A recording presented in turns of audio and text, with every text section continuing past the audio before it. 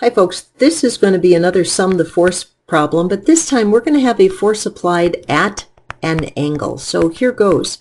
A box of books is being pulled across a flat level floor via a rope that is tied around the bundle. The rope makes an angle of 30 degrees above the horizontal, and the tension in the rope is 300 newtons. The mass of the books is 40 kilograms, and the coefficient of friction between the books and the floor is 0.500. At what rate is the box accelerated?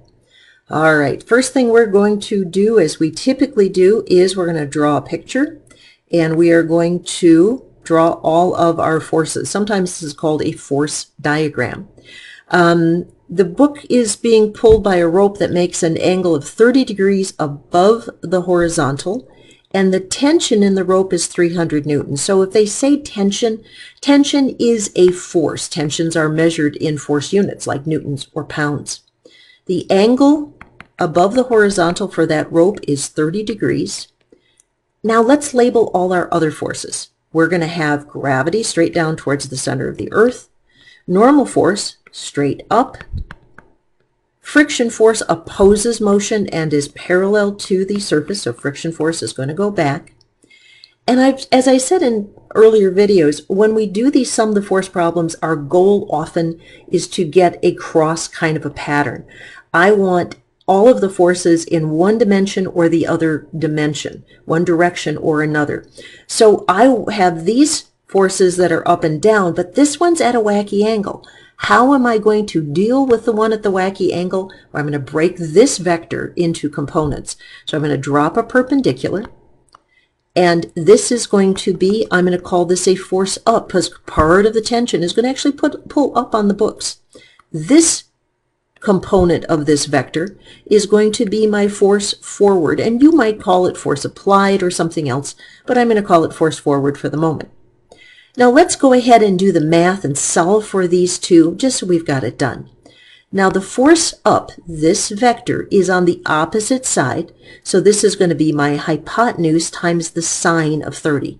So 300 newtons times the sine of 30 degrees is my force up, and that will be 150 newtons. My force forward, this is my adjacent side, so that's going to be my hypotenuse, 300 newtons, times the cosine of 30 degrees. And when I do the math, that turns into 260 newtons. Okay, cool beans.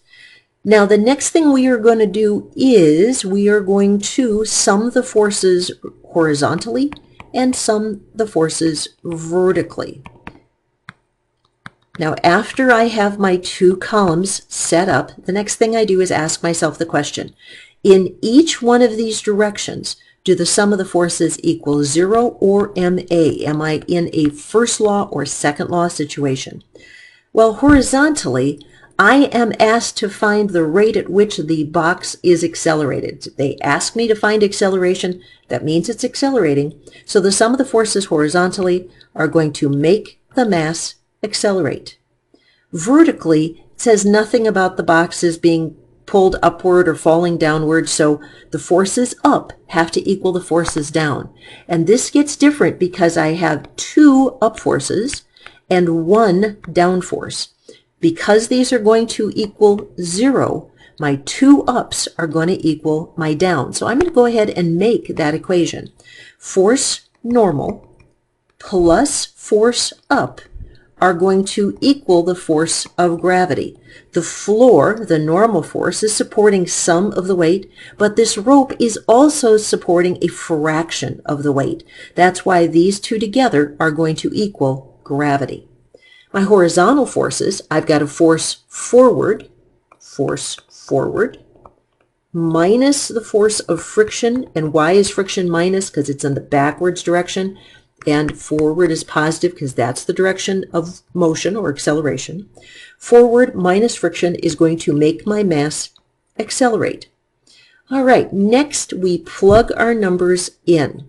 So my force forward was 260 newtons. My friction force, well, I don't know what friction force is.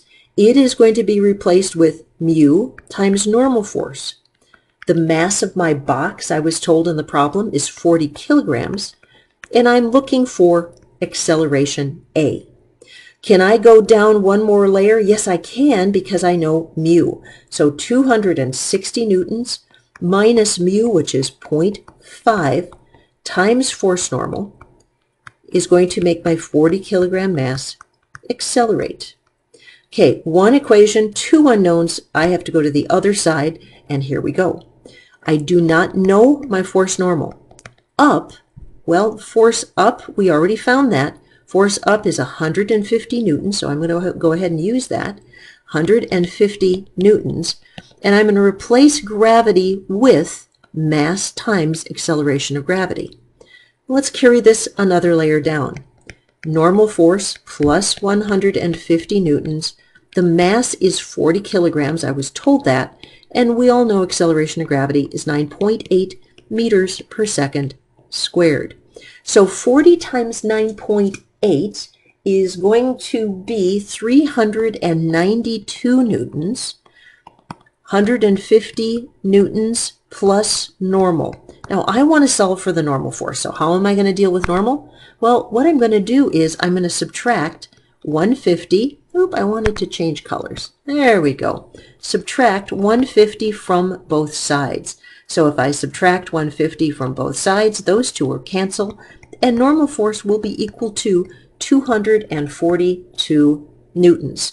Then I can replace this right there, 260 newtons minus 0.5 times 242 is going to equal 40 kilograms times acceleration. And remember, as I've said in past videos, my job is to explain things clearly and carefully, and if you can combine multiple steps in one, cool for you, good for you. Now this is 260 newtons. Half of 242 is 121 equals 40 kilograms times acceleration. 260 minus 121 is going to give me 139 newtons. Divided by 40 kilograms is going to give me my acceleration, which is 3.50 meters per second squared. I think these are kind of fun. I hope you are getting them and following them, and I'll see you later.